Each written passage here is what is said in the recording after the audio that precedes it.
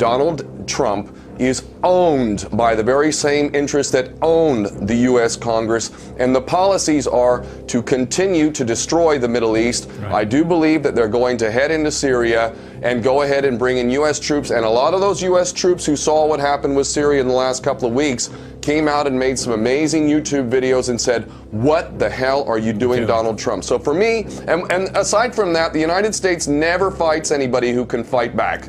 True. We're cowards. We don't pick on people who can fight back.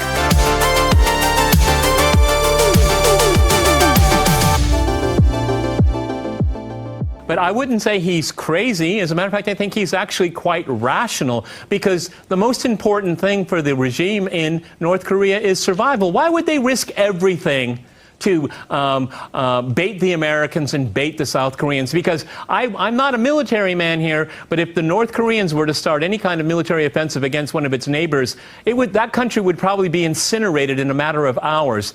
They're not going there, but if you read Western media, it looks like we're dealing with a lunatic state, just as James pointed out. Go ahead, Ken.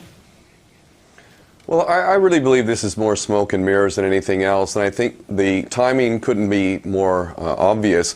This recent false flag event in Syria and Trump's absolute U-turn and ridiculousness, insulting the American people and the world with his beautiful babies and concern for the Syrians, is nothing more than a complete total continuity with the policy of the United States over the last few decades, and that would be to completely destroy the Middle East. Now, when Trump did this, so many of his constituents, those who supported him and got him into office, were outraged. They voted for him in direct opposition to Hillary Clinton because they knew that World War III was a virtual absolute with her, that psychopath extraordinaire criminal with a husband who likes to fly off with Jeffrey Epstein on the Lolita Express to go do God knows what while he dismisses his Secret Service heading to the U.S. Virgin Islands. So this thing that's happening with North Korea, I believe, is nothing more than smoke and mirrors to divert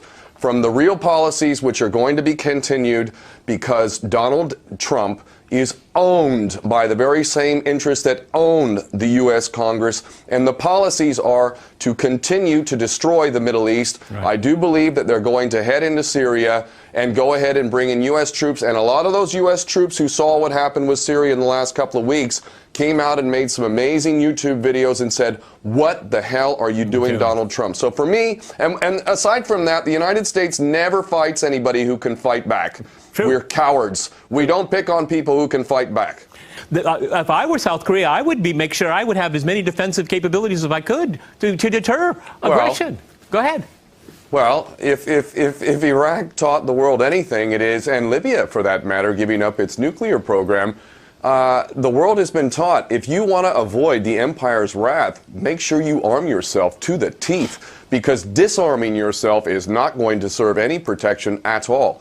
Let's also get in, here's where North Korea and Syria and the Middle East, all of it ties in. There is a very big misunderstanding amongst the people of the world who don't have psychopathic, sociopathic qualities. See, for those of us who have any level of humanity, we don't want war. But there's a big problem.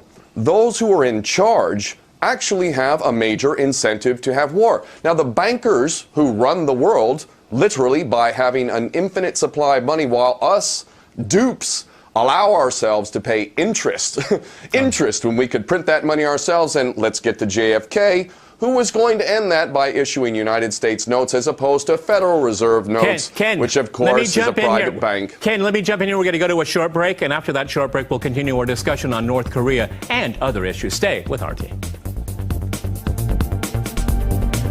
Welcome back to Crosstalk, where all things are considered. I'm Peter LaBelle. To remind you, we're discussing North Korea and other issues around the world.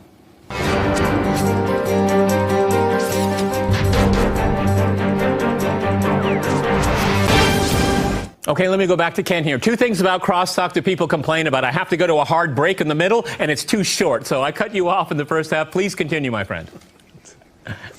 You know, what I'm going to say now, I want to make clear, is motivated by a deep love of this beautiful planet and all humanity. And while many of my brothers and sisters in the human family are acting in a completely unacceptable way, What I'm saying is based on love. There is no grudge. I simply want what's best so that we can hand this world over in a better state than we have it now. We are continuing to flirt with a third world war. It seemed that people in World War II realized, especially with Hiroshima and Nagasaki, that we could not do this a third time. But apparently we've been cast under another spell and seem to forget that we do have the capacity to destroy this planet.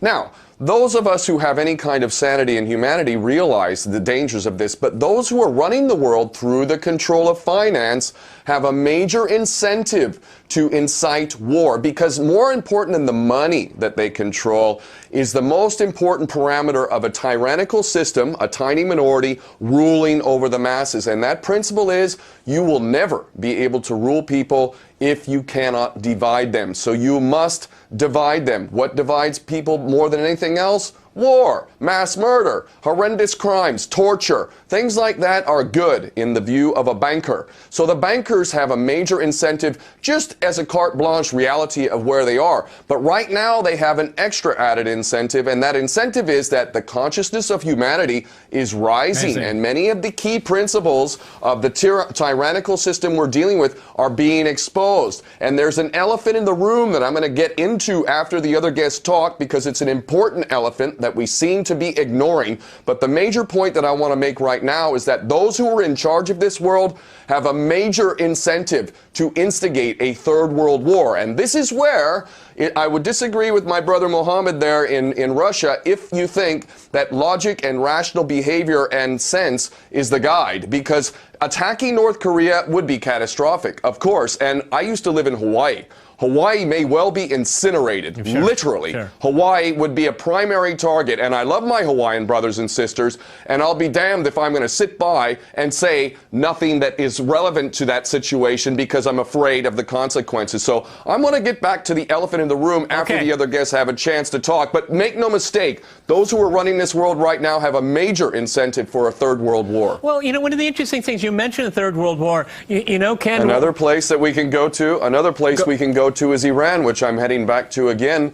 There's 100,000 victims in Iran from the chemical weapons that Saddam Hussein used with the aid of the CIA. This is a matter of public record. Let us remember how he was our favorite little attack dog in the Middle East, and that we had to attack Iran for having the audacity of getting rid of our puppet, the Shah. And the Iranians, all too ironically, while being told, the whole West being told that these are the evil people who want to exterminate the Jews and all this kind of nonsense, the Iranians had an amazing debate within their nation back in the 80s when they were being attacked by weapons of mass destruction from Saddam Hussein and chemical weapons. And there was a debate about whether they should even attack Basra and Baghdad with weapons of mass destruction. And you know what their answer was?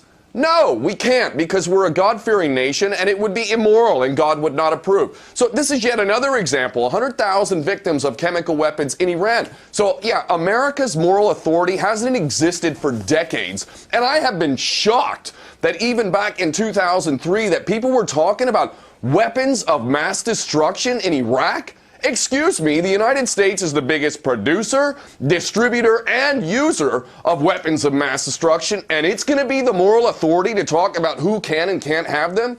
It was absurd then. It's even more absurd now. You know, Mohammad, one of the greatest compliments I've ever been given about this program and guests like yourself is that it was two things. It's very fact-driven, and the fact that I always, for me, it's a part of my core element, is I always refer back to international law, because that is what should be applied to everyone. International law is not exceptional. That's why we have it, and we have a fair playing field here. James was talking about, you know, the lack of the institution of international law. The United States attacking Syria, countless number of attacks around the world outside international law, but no one in mainstream media ever mentions that fact. That is so important to understand that international law is the only thing that we have keeping us from going to the Third World War. Go ahead, Mohammad. Yes, and that's despite the fact that international law is rigged in favor of the United States. The world body is the UN. The 5 seats out of the 5 permanent members, 3 of them are a part of NATO.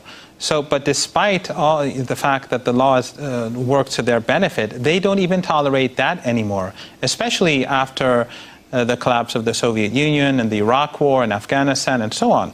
But I think the real problem that exists today is how the United States justifies what it does and how the mainstream media and think tanks justify it. And that is this binary of good versus evil. In North Korea, they present it as an erratic, dangerous regime, and so international law becomes meaningless. They can do whatever they like. In reality, though, and I know many people would not like this when I say it, but in reality, Obama is more evil than the Korean regime, because he's killed many more people through drone strikes, through supporting Saudi Arabia, through destroying Syria, Libya, creating mass starvation in Yemen, one of the unique crimes of contemporary history. And we have silence in the mainstream media. We have silence in think tanks. $60 billion. Go ahead, Ken, jump in. $60 billion weapons to Saudi Arabia, the most grotesque nation on the planet. Women have zero rights. Again, I say, how is it possible that the United States can talk about its concern for women and selling $60 billion worth of weapons to Saudi Arabia, in which women aren't even considered humans, quite frankly? They're not allowed to go out alone. They can't drive. They don't vote. The Saudis have been elected to the UN Commission for Women's Rights. Just like they were elected early on. That's probably the most Orwellian ending of crosstalk of all time. We've run out of time, gentlemen. Many thanks to my guests in New York, London, and here in Moscow.